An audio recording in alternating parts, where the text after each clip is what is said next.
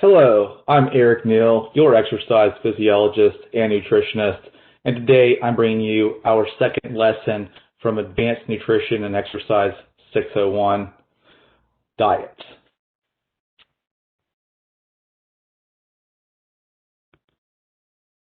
Learning objectives for today are going to be the reverse diet, the testosterone diet, intermittent fasting, experience worth research, which are intermittent fasting and keto diet, and nutrient refeeds and diet breaks, microbiomes, artificial sweeteners, and body fat set point theory. To start off with reverse dieting, that is a concept of eating slightly more calories than the maintenance level to increase your metabolic rate with minimal fat gain by consuming calories covered by adaptive thermogenesis.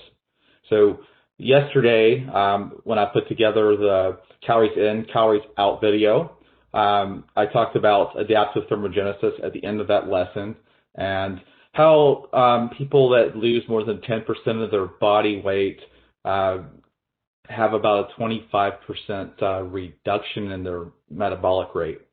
And that's not totally accounted for just by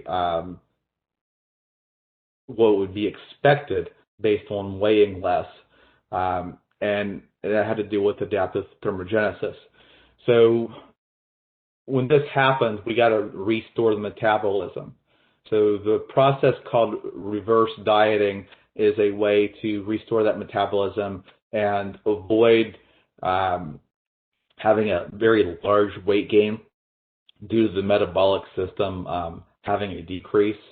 So you're just kind of slightly bringing your calories back so that it's covered by adaptive thermogenesis.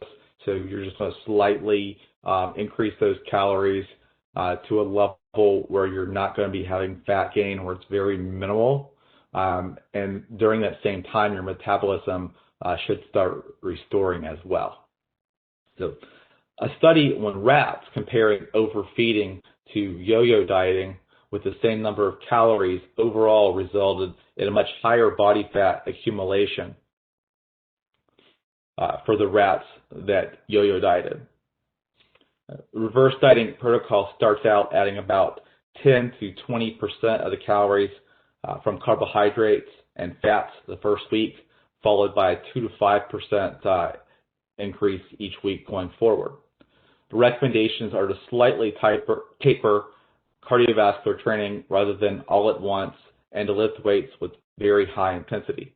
And it's also recommended to monitor your weight, your body composition, and measurements to ensure the changes are not causing too much fat gain while increasing the metabolism. And if they are, then just tone it back a little bit. So what I've got here is the reverse diet that I did last year. And I was very successful with this reverse diet until I got up around 22 to 2,300 calories. And it's not because of that calorie level that the success stopped. What ended up happening was I started having about 3 cheat days per week instead of just one. And that had a pretty bad effect. And I believe the reason why is because when I got up to that 22 to 2,300 calorie range, my carbohydrates then shot up to 190 to 210, and I started bringing in some comfort foods that were processed foods. And I believe those types of foods were causing me to become very hungry. And rather than continuing my pace that I had been on, where I was having 1 cheat day per week and sticking exactly to the calories 6 days a week, plus having a fasting day of at least 24 hours, that I did not continue with that. I did continue the fasting day, but having those 3 cheat days really threw things off. I personally believe that I would have continue to have success up to around 26 or 2,700 calories or more per day if I would have followed the protocol perfectly.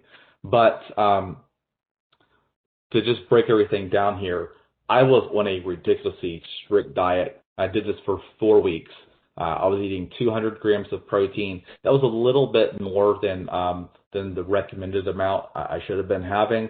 I did that number just for easy math so I could make this chart.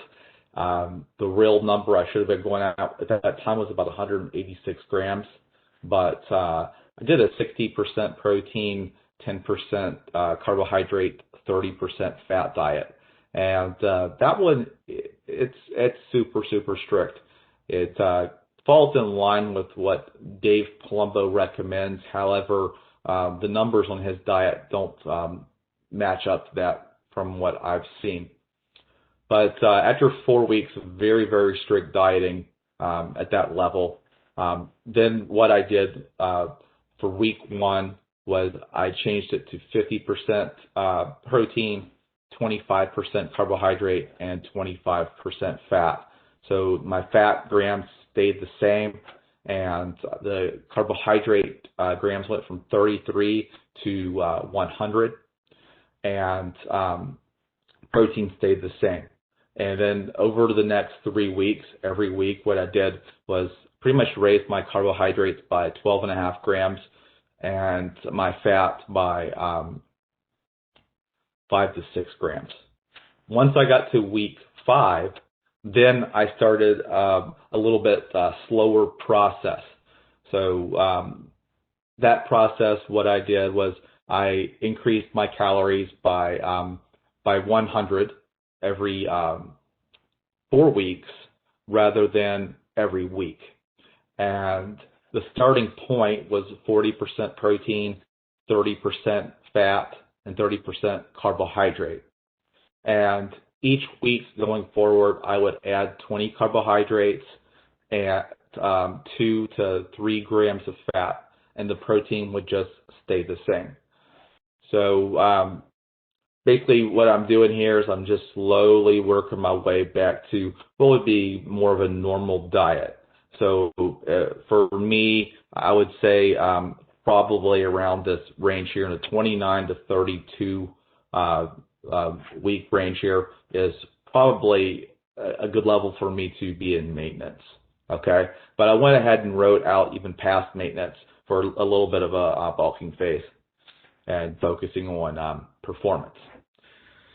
So the way that I assessed protein needs,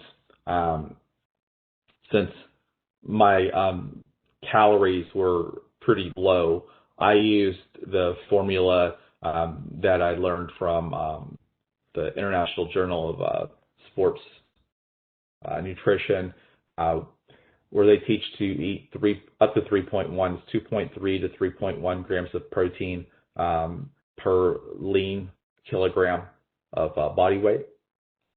And something else that maybe I should have done once my calories started to rise was probably decrease the protein some, and maybe had some more room to add some carbohydrates if necessary. But you know, that's the first reverse diet I wrote. The next reverse diet I'm going to do is actually going to start off with a little bit more fat, but there's going to be no fat raises. There's only be carbohydrate raises. So there's many different ways that you can do a reverse diet. I mentioned earlier the way Lane Norton does his, raising about 10 to 20% to begin with, followed by 2 to 5% per week. I actually go a little bit more conservative than Dr. Lane Norton. The reason why is I fear overestimating the maintenance calories after metabolic adaptation from a strict diet. Rather than starting at an estimated maintenance and adding 2 to 5% calories coming from carbohydrates and fats per week, my plan starts below maintenance, adding approximately 100 calories coming from 20 grams of carbohydrates and 2 to 3 grams of fat. My approach is a little slower, but focuses more on prevention of fat gain. If too much fat gain starts to appear in the later phases, it's time to start reassessing and possibly start another cutting phase or slightly lower the calories and not increase the calories until fat gains are diminished.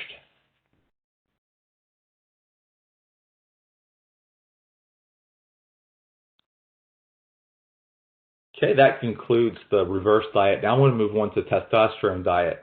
And a lot of cool things in here that I just recently learned within the last year. And I've been studying nutrition for many, many years. So got me kind of excited to learn some of this new stuff. So the recommended macronutrient breakdown when it comes to the testosterone diet isn't going to be quite as much protein. That might surprise a lot of you. The USDA recommends the diet to be 10 to 35% protein, but too much protein can suppress testosterone production. Okay, for your carbohydrates, USDA recommends 45 to 65%. For best testosterone production, looking at about 50 to 70% of the caloric intake. I would rather stay on that lower end, around the 50% range for myself, because I gain fat easily. So if you're like me and you have issues with fat coming on easy, you might want to be down at that 50% range. If you had trouble putting on weight, go for that 70% range. You get to enjoy your food. And I like to stick to that 25% range on my protein. And then for the fat, 25 to 40% of the caloric intake. That's slightly more than what the USDA recommends. They recommend 20 to 35%. I like to stay in that 25% range if I can. That can be kind of difficult sometimes, though, when you're trying to include lots of good fats in your diet. So you got to be careful not to let too many bad ones creep in there and make those numbers go up too high. So when it comes to testosterone production, the focus on your fats needs to be on consuming monounsaturated and saturated fats. Now, don't take this too far. I'm not recommending that you eat a lot of bad foods that's going to cause you to have a heart attack. I would say just go ahead and stick within the recommendations of 1/3 of your fat coming from saturated fats. There's a lot of saturated fats out there that can be healthy as long as you're not having too much of them, such as dairy proteins and coconut, eggs. So just have them in moderation. Don't go crazy eating too many of them, and try to get a lot of monounsaturated fats. Those are fats that come from sources like olive oil.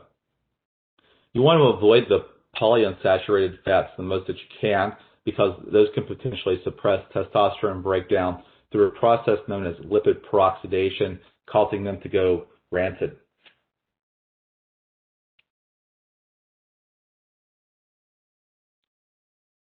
This is a testosterone diet that I put together. I've included some recipes too to go with this. So the apple cider vinegar cocktail, there might be a couple ingredients in it that have a slight advantage for testosterone production, but the whole purpose of that is to actually go along with my 16-8 fasting diet. So the breakfast ends up being the apple cider vinegar cocktail, which is actually good for raising adenosine monophosphate kinase levels, which are good for fat burning. And I've also included coffee in there too for that same purpose.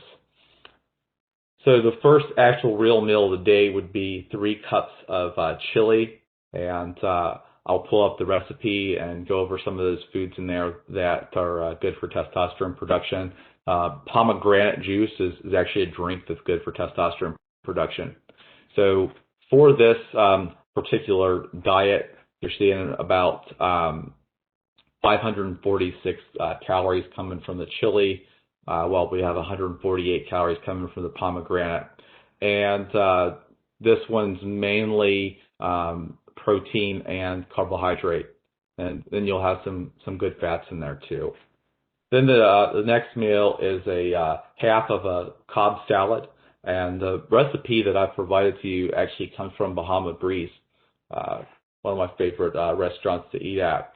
And I've also included some kombucha, because it's good for gut health, and pineapples. And pineapples you should eat first prior to the salad, because the pineapples have digestive enzymes, bromelain in them, which help you absorb your nutrients better. So this meal ends up being pretty balanced, 26 grams of protein and 42 grams of carbohydrate, 20 grams of fat. So those are really good ranges actually for testosterone production. And then got a little over 400 and some calories, about 452, I think is what I was seeing there. Then meal 4, this is a poor man's post-workout meal, 24 ounces of skim chocolate milk. So 24 grams of protein there, 72 grams of carbohydrates, and 0 fat. The reason why we're not including fat in this particular meal is because whenever you are having a post-workout, you want to avoid fat and fiber because those slow down the absorption of the food. So you want that protein to digest really fast, the carbohydrates to digest really fast. So 24 ounce of skim chocolate milk, great poor man's post-workout meal. Whey protein would be the preference. However, there's a lot of whey protein that is found in milk. And then the next meal we have is 4 ounces of Atlantic salmon with 1 teaspoon of ghee. That's a clarified butter. I want to make sure it's grass-fed. And 1 cup of broccoli. Broccoli is a great low-carb, testosterone-producing meal. It's got a lot of fiber too. And the next meal is coconut roasted sweet potatoes and 1/4 of a cup. Actually, that's included. That's included with the salmon and the broccoli. Sorry about that. And then a non-caffeinated, calorie-free beverage without artificial sweeteners. We want to make sure this is non-caffeinated because this is getting to be later in the day and want to make sure that you get good sleep. And then the last meal is Greek yogurt. And I got a recipe provided here. Breakfast bowls. It's got blueberries and pumpkin seeds in it also. And the pumpkin seeds are good for helping you get to sleep. They've got a lot of tryptophan in them. And then the dairy products, being Greek yogurt's good sedative also. So move a little bit too fast here. Let me back up just a little bit. So overall, this ends up being a 25% protein, 50% carbohydrate, 25% fat diet. And the amount of total calories here is 2650. So for me, this would be the optimal diet for trying to build muscle when working on performance. I know for me, when I'm doing enough cardio and lifting really, really hard, if I'm eating at 2,700 range, that's my maintenance level. And eating at 25% protein, 25% fat, 50% carbohydrates, right where I want to fall for best testosterone production levels of not making me gain weight or gain fat, I should say. So, everybody's going to be different. If you're a hard gainer and you have trouble putting on muscle and putting on weight, then you might want to go the route of maybe 65 or 70% carbohydrate, or even adding a little bit more fat, one of the two, and slightly decreasing that protein amount because you'd also be eating a whole lot more calories. So my recipe here for the apple cider vinegar, and I'll give a shout out to Thomas Delore.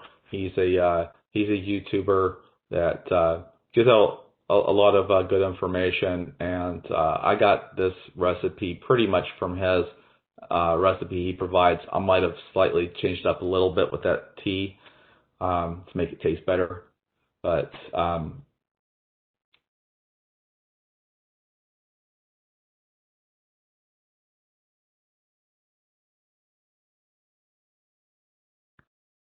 lot of health benefits here from the apple cider vinegar. The cinnamon helps lower blood glucose.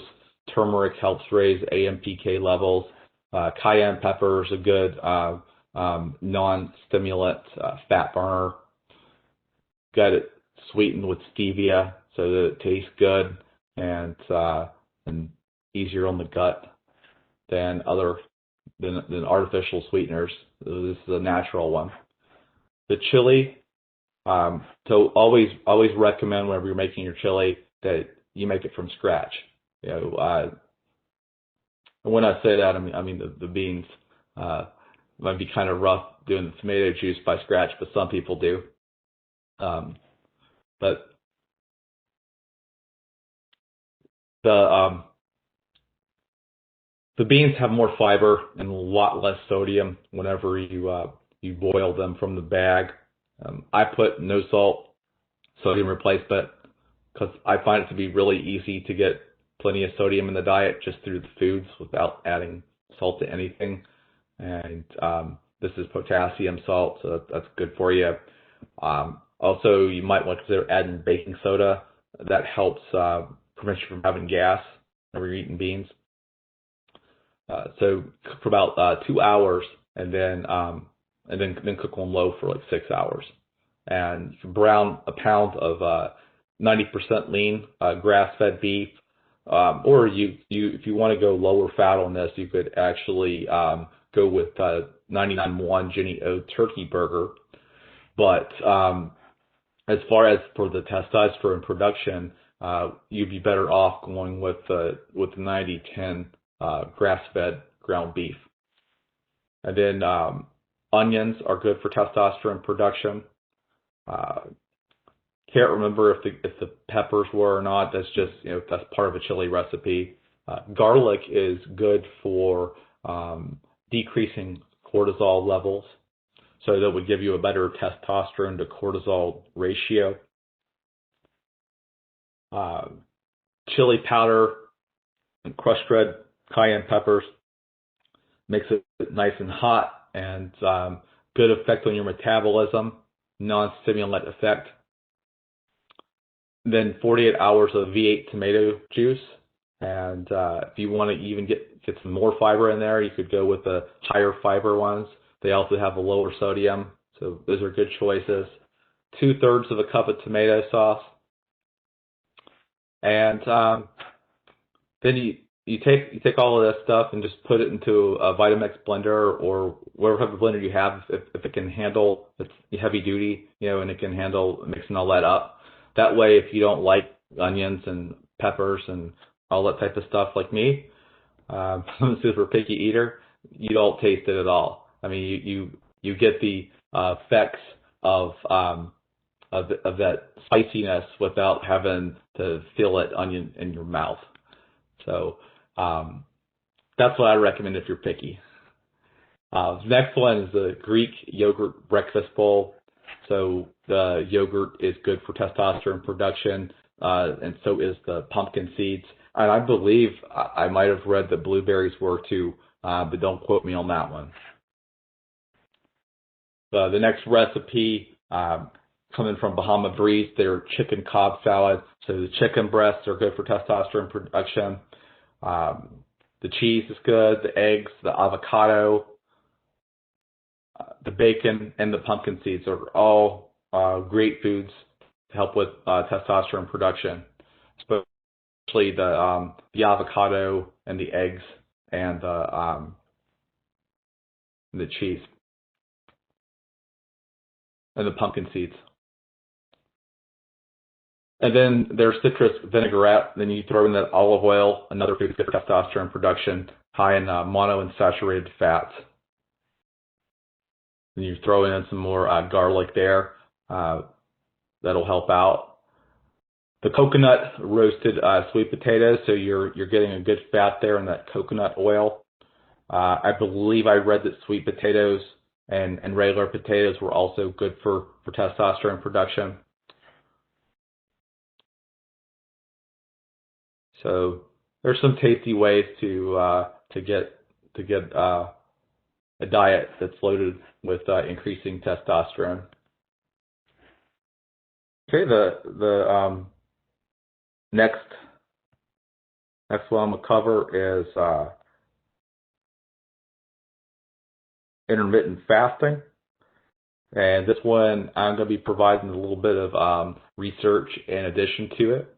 So there's many different ways that you can go about intermittent fasting. So you get the time restricted feeding. It's called the 16-8. So basically that would be 16 hours of fasting with an 8-hour feeding period. That is what I personally use the majority of the time for my fast. This is found to be better adhered to than alternate fasting days. This can reduce your caloric intake by 20 to 40%.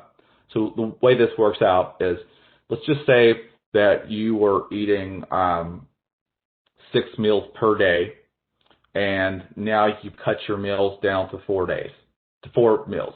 Okay, so if your meals are staying about the same size as they previously were, that would be a 33% cut, because now you're just eating 2/3 of what you were eating before. And for me, this is very helpful because it's very, very easy for me to just eat 4,000 calories without even thinking about it, because I love to eat. It's very easy. So if I just have these feeding periods and I eat normal, I'm going to end up having less calories. And because if I was eating those other 2 meals, then what would end up happening is I'd be eating meals that would be the same size as what I'm eating in my 8-hour feeding period for those other 2 meals, and my calories would go up. So this is why I've found this to be very successful for me.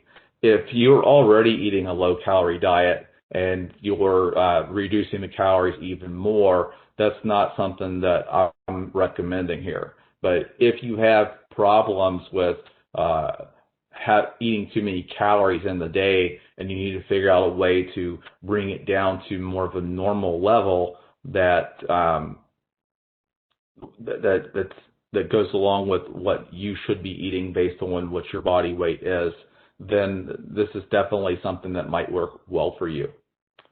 The effects of lowered blood glucose also increase fat burning and possibly an increased growth hormone release. Okay, the next one is alternate fasting days, and that would be 24 hours of fasting certain days of the week. So some people might have 5 days of regular eating, and then they choose 2 days out of the week that they're just not going to eat at all. Or they might end up having 1 meal after 24 full hours of fasting. There's more growth hormone release and autophagy whenever you're doing this alternate fasting days than the 16-8. Okay? Then you have the extended fast of 24 to 72 hours.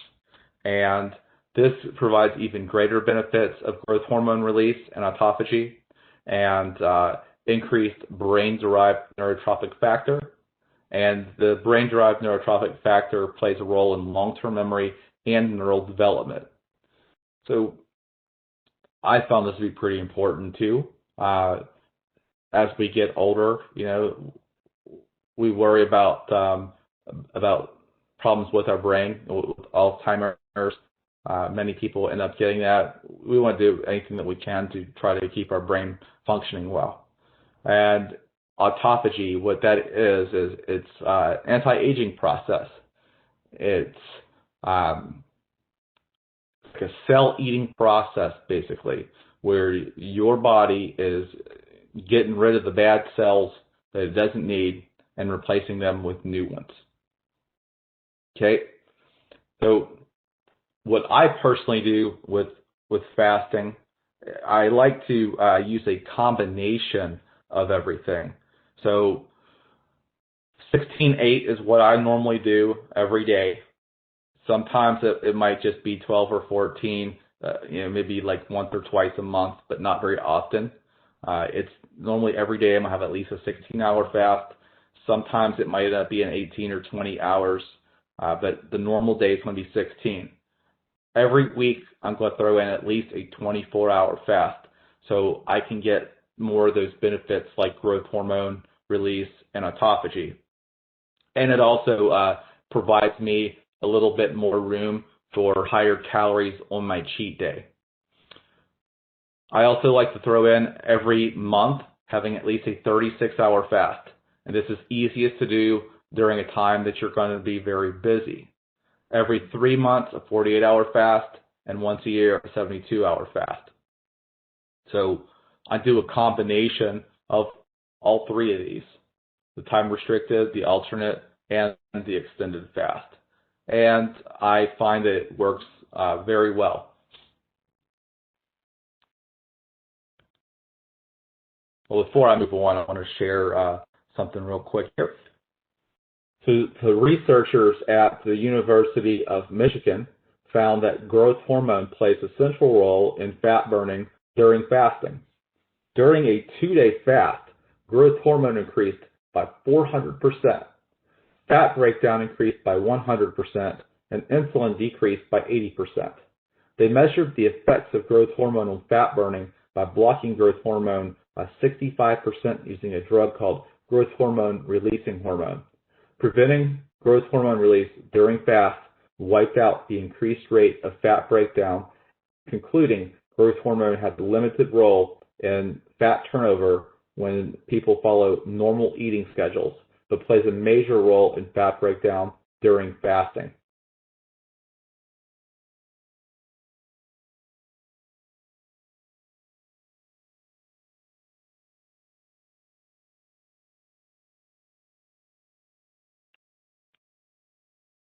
So now I want to cover some of the benefits and I guess damages of intermittent fasting.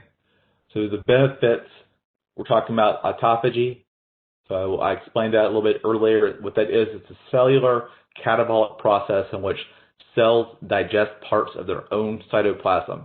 So we could call that cell eating, basically. It's a form of anti-aging. During autophagy, a cellular repair is conducted, removing unwanted waste from the cells. It removes toxic proteins from the cells that are attributed to Parkinson's and Alzheimer's disease. It prompts a regeneration in healthy cells. And it shuts off mammalian target of rapamycin to burn fat. So shutting down the mTOR is a good and a bad thing. So we want to have mTOR elevated for gaining muscle, yet at the same time, we want it to be shut off for better fat burning. So I've got recommendations of turning on and turning off mTOR. So that's why I like to schedule meals around your workout. So to have a good workout, you want to eat first. Especially like for weightlifting, and then eat afterwards. And then so that 8-hour window that you're eating, plan that around your workout, and then that other 16 hours is all about shutting down the mTOR and focusing on fat burning. You have a increased growth hormone release, potentially 5-fold. And then some of the damages of intermittent fasting. Fasting too long, too often, or chronic hypocaloric diet has a negative impact on the thyroid. Could raise cortisol levels too high also for too long of a period of time. We'll cover that more in depth in the next lesson. Intermittent fasting should be avoided by type 1 diabetics because we don't want the blood glucose going too low. People that want to gain weight, they shouldn't try this, or people that have eating disorders, because this could trigger that. But if you don't have any of these issues, intermittent fasting might be something that works very well for you.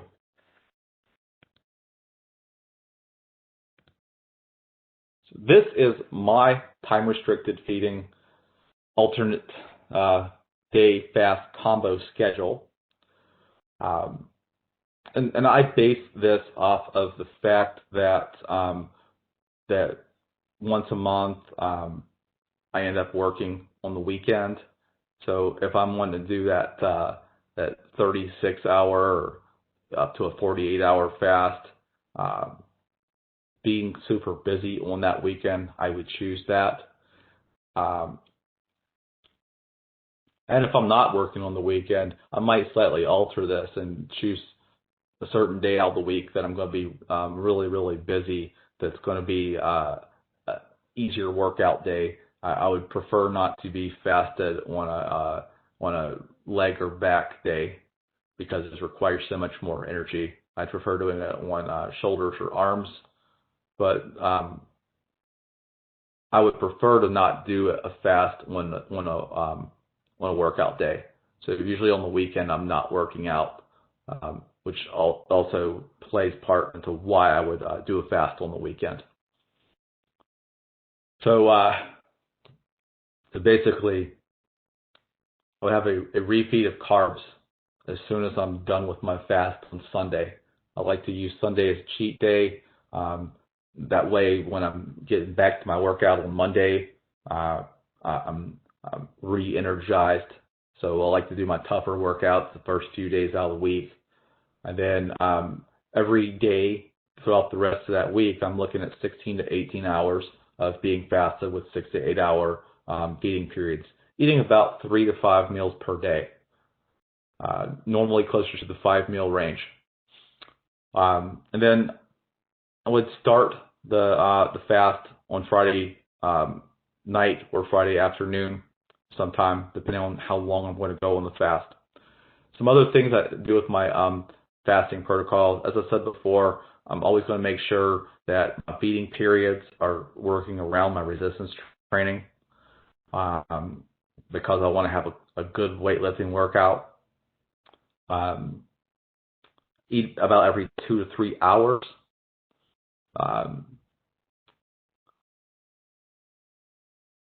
Also,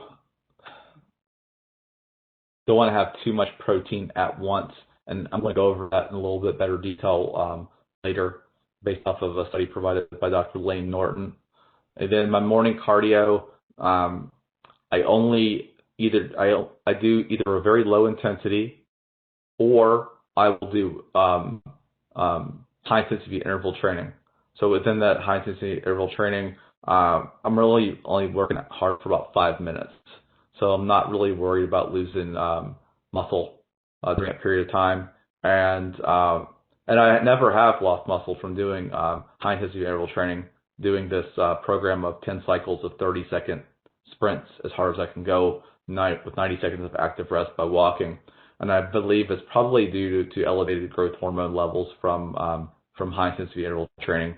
But that's debatable on why it is, being at such a high intensity that you could be in a fasted state like that and not burn muscle. But the high intensity interval training has definitely worked, unlike running at a sustained rate at a moderate to high level, which I've definitely seen muscle loss from doing if I'm not properly carved up. So some experiments worth research. So Dr. Lane Norton advises to do intermittent fasting of carbohydrates and fat only. So he's saying continue eating the protein during the fasting period to ensure enough protein is consumed per day and evenly distributed for best utilization for muscle growth. So I think it would be interesting to test out his theory against a 16-8 time-restricted feeding and or 1 meal a day to see if there's a difference in fat loss and muscle retained over an extended period of time. Some would argue that Dr. Norton's suggestion would decrease fat-burning effects by rise of insulin from consuming protein, but this should be countered by the rise in glucagon from protein consumption. Some additional factors affecting the hormones requiring the fast to go 13 hours plus could possibly prevent the fat-burning, autophagy, and BDNF effects. Okay, so I put Dr. Norton's theory to the test. And I'm one person, so you can't just go off of what my results were. You got to get the results out of many, many people, but it didn't work for me. And I was definitely on board with what Dr. Norton's saying, because some of the things that he's saying here is definitely true. I'm going to provide a research article that he provides in his reasoning, which totally makes a lot of sense. But I believe the reason why it did not work for me is because of the growth hormone not getting to go into effect from being fasted for a long period of time. So he said that his research on rats concluded muscle protein metabolism is regulated on a meal-to-meal basis, and consuming multiple evenly distributed protein meals that stimulate muscle protein synthesis multiple times is superior for optimizing muscle mass compared to consuming the majority of protein at a single meal. And this is from Protein Distribution Affects Muscle Mass Based on Differences in Postprandial Muscle Protein Synthesis and Plasma Leucine in Rats, from the Journal of International Society of Sports Nutrition by Dr. Norton. Okay, so what he's saying is definitely true, but like I said, I think because of growth hormone, maybe not getting to its full potential from actually really being fasted, is why it did not end up working for me. But what I do take from Dr. Norton's research here is why I do a 16-8 regularly rather than a 1 meal a day regularly, or a 24 where you just have 4 hours. So that's 4 hours is limiting you to a maximum of 3 meals if you're evenly distribute them. So with the 16-8 protocol, I'm getting in 5 meals per day most of the time. So my meals are usually around about 40 grams of protein per meal. So if I only had 3 hours to do this, 3 meals to do this, then that would only be 120 grams of protein per meal, and I wouldn't be able to take advantage of getting enough protein into the diet. And I would not want to go as far as eating like 100 grams of protein in one meal, because I'm going to be wasting it. So I take what his research there and apply it towards, this is why I go 16-8.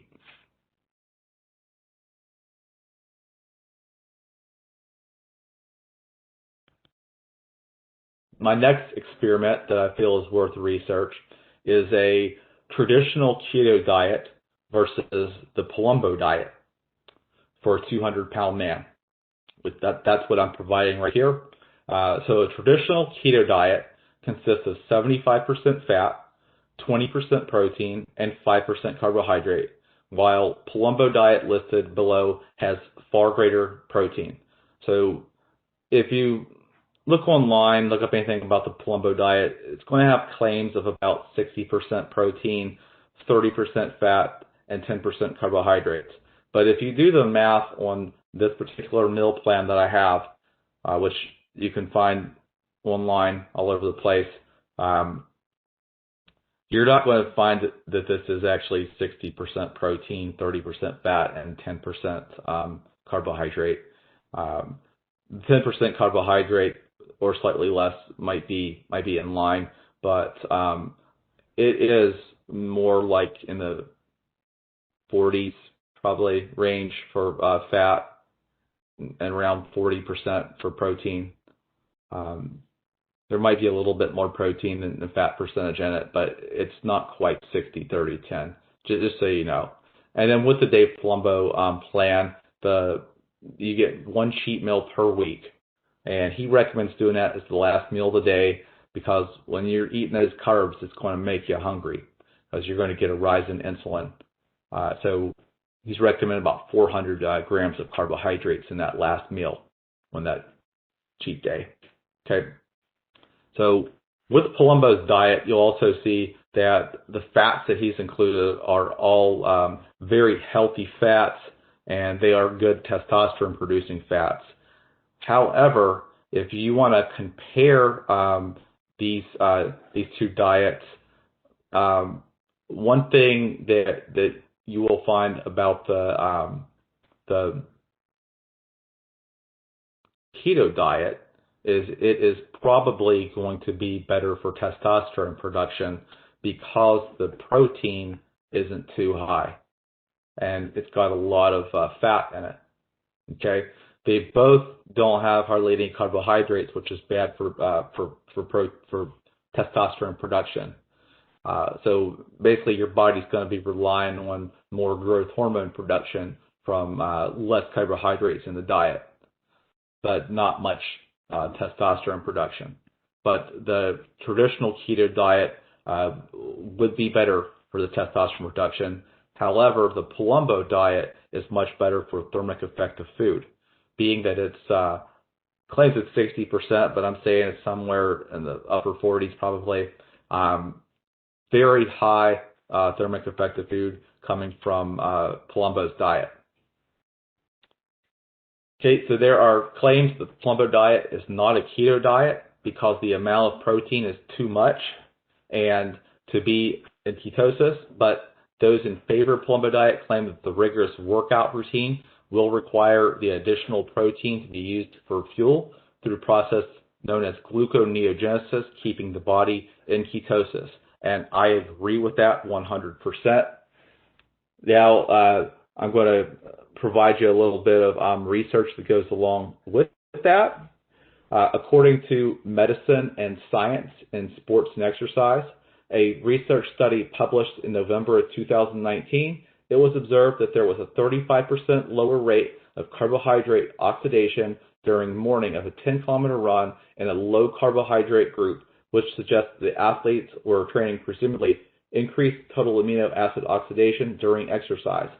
They found that the phenylalanine oxidation was 11% higher in the low carbohydrate group versus the high carbohydrate group during post-exercise recovery, which reflects a greater protein requirement to enhance whole body protein synthesis after training with low carbohydrate availability.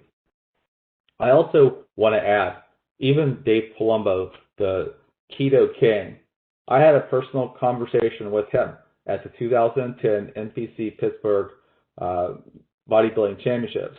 He told me his version of the ketogenic diet is only designed for 6 to 16 weeks, depending on how much fat needs to be lost.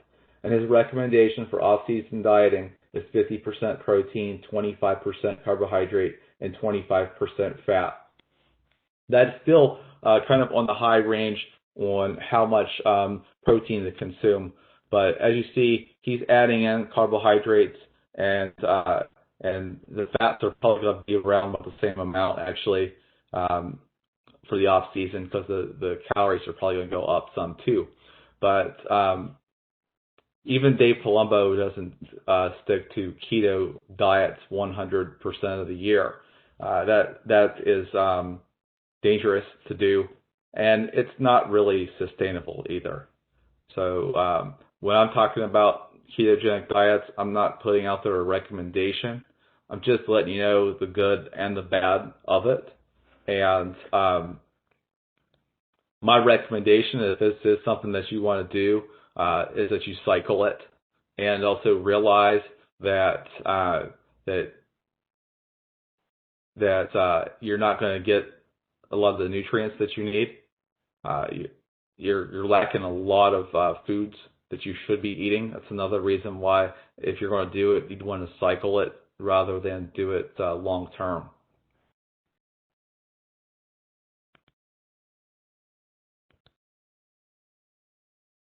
Next topic I want to cover is a nutrient refeed and diet breaks. So these nutrient refeeds and diet breaks, they're going to prevent you from having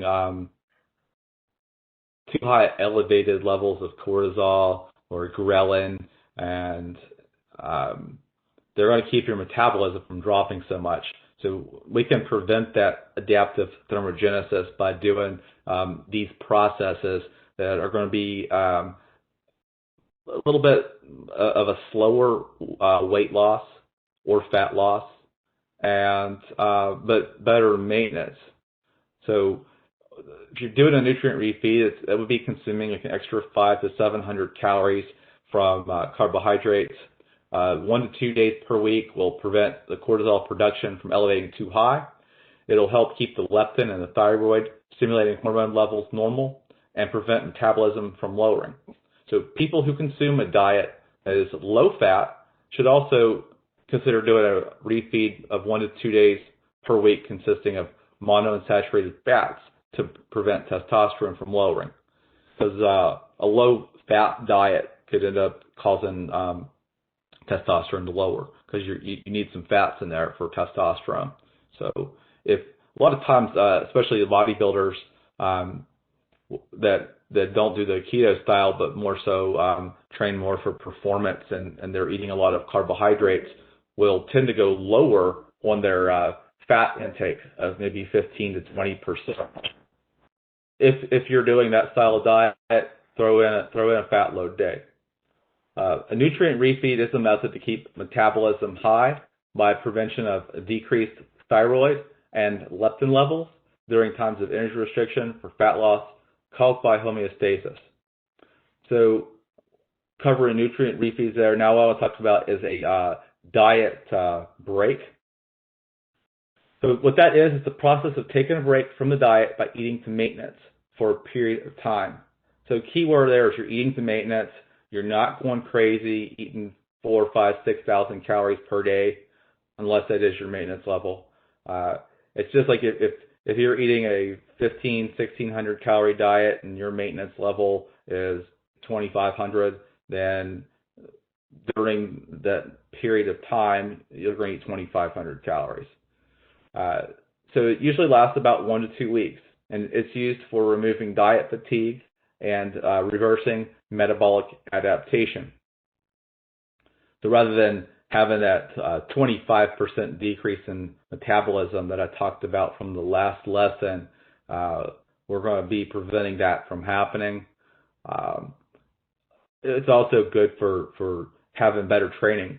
So during that 1 to 2 week period, you're probably going to have better training because you're getting more calories, more carbohydrates in the diet. And after so long of doing so much dieting, it gets old. And so by having this time period where you're eating to maintenance, it makes it a little bit easier. And to go along with that, there was a study, it's called the Matador. It's called Minimizing Adaptive Thermogenesis and Deactivating Obesity Rebound. What this study found was that the group consumed 67% maintenance for 2 weeks, followed by maintenance calories for 2 weeks. At 32 weeks total, lost more weight, lost more fat, and had a smaller degree of metabolic adaptation than the group that ate a diet at 67% maintenance for 16 straight weeks. So let's say that your maintenance level is 2,400 calories. So that would be eating 1,600 calories. 2 weeks on, and then 2 weeks you're eating 2,400 calories. Or you're eating 1,600 calories for 16 straight weeks. So the diet that took longer overall had much better effects. Some more research that I want to throw in there too is there is evidence that levels of leptin and thyroid hormones can be temporarily increased following short-term overfeeding. In one trial, the subsequent elevation in leptin following overfeeding resulted in a 7% increase in total daily energy expenditure. This comes from 24-hour leptin levels respond to cumulative short-term energy imbalance and predict subsequent intake. So what that says is when you have a cheat meal or cheat day, that's going to help you out because it's going to help increase your leptin levels, which helps decrease hunger. Also, recently in a series of in-depth interviews with 7 experienced male competitive bodybuilders, participants frequently reported the implementation of refeeds during contest preparation. According to the participants, the purpose of refeeds was to prevent downgrades in energy expenditure replenish intramuscular glycogen stores, and provide mental refreshment. Some participants claimed better fat loss, muscle retention, and less reduction in energy expenditure when using refeeds during pre-contest weight loss compared to weight loss without refeeds. However, it is unknown how the participants were able to perceive such differences. That is from Do Bodybuilders Use Evidence-Based Nutrition Strategies to Manipulate Physiques?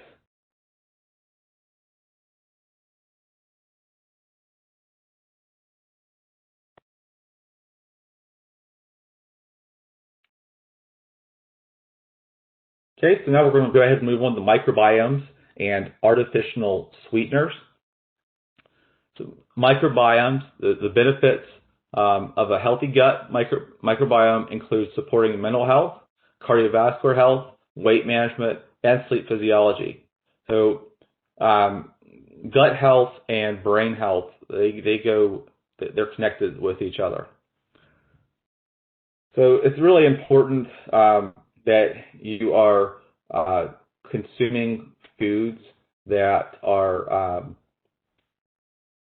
have probiotics and prebiotics in them, and so your probiotics would come from foods like Greek yogurt, kombucha, prebiotics from fruits and vegetables that are filled with fiber.